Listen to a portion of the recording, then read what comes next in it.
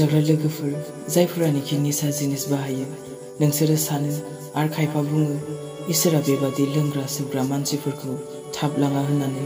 नंगौ सैथो, नों जि सान्दों जि बुंदों सैथो। मानोना इसोरा सम होयो, लामा नायो, गोसो सोलायगौबा नाथाय बेबादि अनखांनायखौ बेबादि सम होनायखौ नों गावनो खोमानानै लायो। नोंनि लोंनाय जानायजों, नोंनि सोबनायजों, नोंनि बुंनाय बाथ्राफोरजों नों गावनो थांनानै थानायखौ गुसुंनिफ्राय गुसुं खालामनानै लायो। इसोरा लुबैया सासेखौबो आद्रि जानायखौ।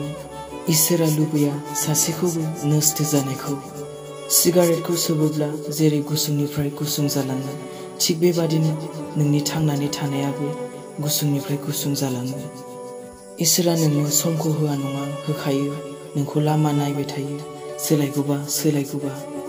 मानोना नोंबोथ' सासे इसोरनि आखाइजोंनो दाजानाय मानसि, जायानोखि जोंबादि हाद्रिखौ महर होनानै गावनि हांखौ सुनानै होनानै जोंखौ गावनि फिसाला फिसाजो खालामनानै लादों।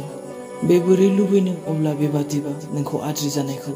नाथाय नोंसो गावनो आद्रि खालामनानै लादों गावखौ लोंनाय सोबनायजों, जानायजों, गाज्रि लामाफोराव थाबायनायजों।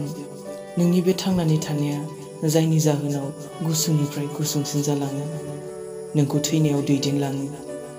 दोंसे मेथाइयाव बुंदों, समानो गैथारलिया फै गाखोदोनि उद्रायग्रा नावाव गाखोदोनि। नेदों जिसुआ गावनिफोरखौ।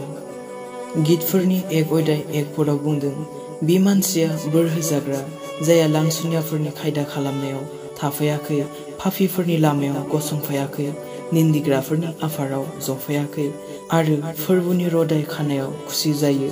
बिनि रदायाव हर सान देहेन खालामो। बै दै बोहैनाय दैखंनि जिङाव गायजानाय बिफां बादि बियो गावनि बोथोराव बिथाइ थायो आरो बिलाइआबो रहाया आरो बिनि मावनाय मानिया जाफुंथारगोन।